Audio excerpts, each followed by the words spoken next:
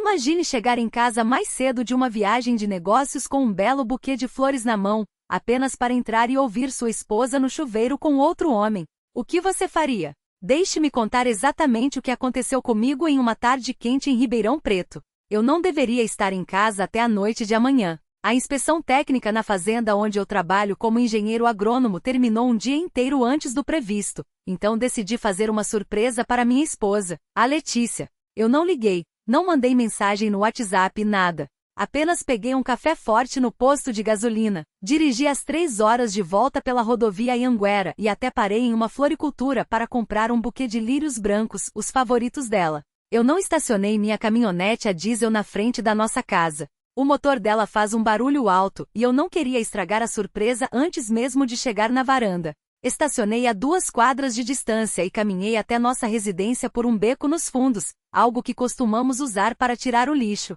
Ao pisar no gramado do nosso quintal, olhei para a enorme janela do nosso quarto principal no andar de cima. Uma onda de pânico gelado percorreu meu corpo. E se ela olhasse para fora naquele exato momento? Se ela visse minha silhueta cruzando a grama, a surpresa acabaria ali mesmo. Congelei nas sombras atrás de uma grande mangueira prendendo a respiração. Nada aconteceu. As luzes estavam acesas, mas as cortinas estavam bem fechadas. Usei minha chave reserva na porta dos fundos e entrei na cozinha como um fantasma, sem fazer o menor ruído. Mas no segundo em que pisei lá dentro, percebi que não precisava me preocupar com o silêncio. Eu podia ouvir perfeitamente o som do chuveiro jorrando lá em cima. Também ouvi risadas, a risada inconfundível da Letícia, e a voz grave de um homem respondendo a ela. Comecei a subir as escadas. Conheço cada centímetro desta casa, mas meu coração martelava contra minhas costelas com tanta força que parecia que ia quebrar. Há um degrau na nossa escada, o quinto de cima para baixo, que é cerca de 1 centímetro mais alto que os outros, um pequeno erro de construção que eu costumo evitar por instinto. Mas hoje à noite, no escuro e com a adrenalina a mil, minha bota bateu na beirada dele. Não foi um barulho ensurdecedor, mas foi um baque seco e distinto. Imediatamente, o barulho no andar de cima parou. O chuveiro foi desligado. Silêncio absoluto. Fiquei paralisado na escada. Uma fúria pura me atingiu como um trem de carga em alta velocidade. Meu cérebro gritava para eu invadir o banheiro, derrubar a porta com um chute e resolver as coisas com aquele homem usando minhas próprias mãos. Fiquei parado ali por 90 segundos de puro inferno, segurando o fôlego até meus pulmões arderem. Então, ouvi um sussurro, a voz da Letícia. Você ouviu isso? Ela perguntou, a voz trêmula. Uma risada baixa e confiante respondeu a ela. É uma casa velha, querida. Está apenas assentando.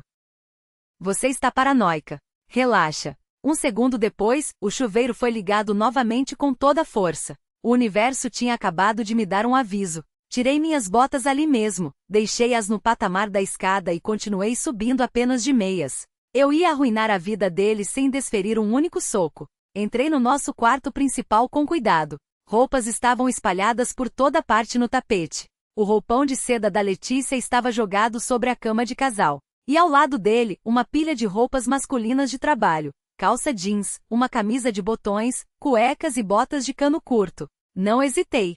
Peguei um saco de lixo reforçado que eu tinha trazido da cozinha e enfiei cada peça de roupa dele lá dentro, incluindo as botas sujas. Coloquei a mão no bolso da calça jeans dele e puxei sua carteira e as chaves do carro. Peguei o celular dele e o celular da minha esposa, que estavam lado a lado no criado mudo. Quando peguei o dele, a tela acendeu com uma notificação, revelando o papel de parede.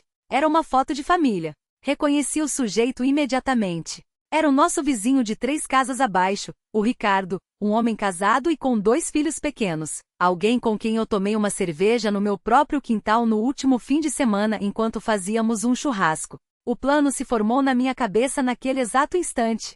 Olhei para o meu relógio. Eu estava dentro de casa há exatamente 4 minutos. Eu tinha que garantir que ele não pudesse simplesmente roubar minhas roupas para fugir. Corri para o meu closet, peguei minhas camisas de trabalho, minhas calças e meus tênis e joguei tudo no chão do quarto de hóspedes, trancando a porta por fora. Eu queria que ele não tivesse absolutamente nada para vestir. Com o saco contendo a vida dele na mão, desci as escadas correndo. Tirei algumas fotos da identidade dele e das roupas para o meu advogado, e depois escondi o saco atrás de uma pilha de pneus velhos na garagem. Fiquei apenas com a carteira, as chaves e os 2 celulares. Com a armadilha armada no quarto, eu tinha mais uma peça de encanamento para cuidar, literalmente. Caminhei silenciosamente pelo corredor e abri a porta do porão. Encontrei a válvula principal de fechamento de água, mas qualquer idiota pode abrir uma válvula novamente se ficar desesperado o suficiente. Eu não ia deixar isso ao acaso. Peguei uma chave de fenda do meu painel de ferramentas, desparafusei a manopla de metal completamente e guardei a peça pesada no meu bolso. Instantaneamente os canos gemeram. No andar de cima, o fluxo pesado do chuveiro tossiu, engasgou e morreu completamente. Eles estavam agora parados em um box frio, cobertos de sabão e com pressão zero de água. Saí pela porta da frente, puxando-a suavemente atrás de mim. Apertei o botão de destravar no controle da chave dele. No fim da rua, o SUV prata dele piscou os faróis. Ele também tinha estacionado longe da casa para não ser notado. Peguei meu próprio celular e disquei o número da esposa dele, a Patrícia. Tocou 3 vezes. Alô? Ela disse, parecendo calma. Patrícia, escute bem. O Ricardo não está aí com você, está? Eu mantive minha voz fria, sem emoção. Não, ele disse que ia terminar um relatório no escritório. Por quê? Ouça com atenção. Seu marido está neste exato momento pelado no chuveiro do meu andar de cima com a minha esposa. O carro dele está estacionado na minha rua, longe da minha casa. Sugiro que você venha aqui agora mesmo se quiser ver o espetáculo de perto. Desliguei antes que ela pudesse responder qualquer coisa. Caminhei até a casa do meu outro vizinho, um sargento aposentado da polícia, sentei nos degraus da varanda dele, coloquei as chaves do carro e a carteira do cara ao meu lado e esperei. 10 minutos se passaram. Eu só conseguia imaginar o pânico puro acontecendo dentro do meu banheiro principal. Sem água, sem toalhas, sem roupas. Então eu ouvi o rangido inconfundível das dobradiças do portão do meu quintal. O rato estava tentando fugir. Não movi um músculo. Apenas fiquei sentado na varanda e observei enquanto ele passava pelo portão lateral em direção ao beco. Ele parecia absolutamente patético. Estava usando o roupão rosa felpudo da minha esposa, que mal chegava aos seus joelhos peludos. Ele tinha uma toalha branca enrolada firmemente na cabeça para esconder o rosto e corria descalço pelo asfalto quente em direção ao seu SUV. Ele chegou ao carro e puxou a maçaneta da porta. Trancada. Ele deu tapinhas nos bolsos do roupão rosa. Nada. Ele congelou, olhando em volta como um animal encurralado. Exatamente no momento certo, uma minivan dobrou a esquina com os pneus cantando. Era Patrícia. Ela pisou no freio bruscamente e saiu do carro. Por um segundo, ela apenas olhou. Lá estava o marido dela, tremendo no ar da tarde, usando um roupão rosa de mulher. Levantei-me da varanda. Não corri e não gritei. Apenas caminhei calmamente pela calçada com a carteira e as chaves dele na mão. Sinto muito, de verdade, que você tenha que ver isso, eu disse baixinho para ela. Ele acabou de pular o meu muro dos fundos. As roupas dele estão na minha garagem, mas ele esqueceu isso aqui. Entreguei a ela a carteira de couro e as chaves do carro. Ela olhou para a carteira de motorista dele. Então ela soltou um grito que eu nunca vou esquecer. Foi pura dor e coração partido. Naquele exato momento, a porta da frente da minha casa se abriu lentamente. A Letícia saiu para a varanda toda molhada, enrolada firmemente em um lençol branco da nossa cama. Ela estava procurando por ele. Em vez disso, encontrou um espetáculo público na vizinhança. A cor sumiu completamente do rosto dela. O choque em seus olhos era absoluto. Eu não fiquei parado para ver a Patrícia acabar com ele no meio da rua. Passei direto pela Letícia e entrei na minha própria casa. Eu não tinha arrumado minhas malas para fugir. Aquela era a minha casa, e eu não sairia até dizer o que precisava ser dito. 1 minuto depois, ela entrou atrás de mim. Ela caiu de joelhos no corredor, soluçando histericamente.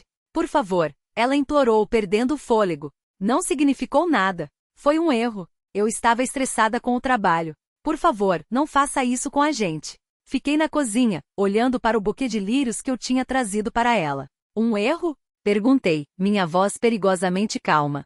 Um erro é esquecer de pagar a conta de luz. Você não vai parar no chuveiro com o nosso vizinho casado por acidente. Eu te amo. Ela gritou. Nós podemos consertar isso. Podemos fazer terapia de casal. Olhei para ela de cima para baixo. Consertar isso? Exatamente 1 semana atrás, estávamos sentados naquele sofá. Passamos 2 horas olhando um livro de nomes de bebês, tentando decidir como chamaríamos nosso primeiro filho.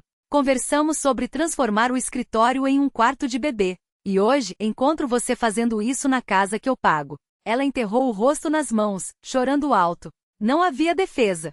A hipocrisia era simplesmente inacreditável. Eu não vou brigar com você, eu disse, pegando minha mochila. Não vou gritar, mas para mim, acabou. Você vai ouvir o meu advogado em breve. Saí pela porta dos fundos, entrei na minha caminhonete e fui embora para um hotel. O desfecho legal foi brutal, mas eu estava preparado. Como eu tinha evidências fotográficas das roupas dele, do horário e uma vizinhança cheia de testemunhas que o viram de roupão, o divórcio foi rápido.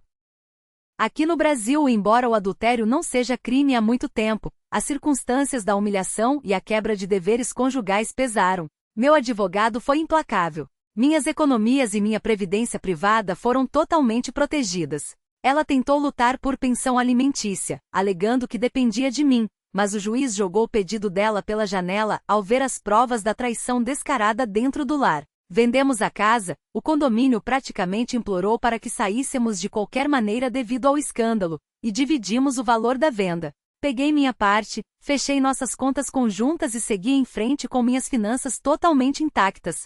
Quanto ao vizinho, a Patrícia se divorciou dele, ficou com a guarda principal dos filhos e permaneceu na casa. Ele acabou alugando um estúdio minúsculo do outro lado da cidade, com a reputação completamente destruída. Olhem, meus amigos, o verdadeiro poder não é dar socos quando você é traído, é manter a cabeça fria e seus bens protegidos. O melhor troco é deixar o lixo se levar sozinho enquanto você caminha com sua dignidade e seu bolso preservados. Quero saber o que vocês acharam dessa estratégia nos comentários. Eu joguei limpo ou vocês teriam feito algo diferente? Se você gosta dessas histórias sobre respeito próprio e lições de vida, se inscreva no canal e junte-se a nós.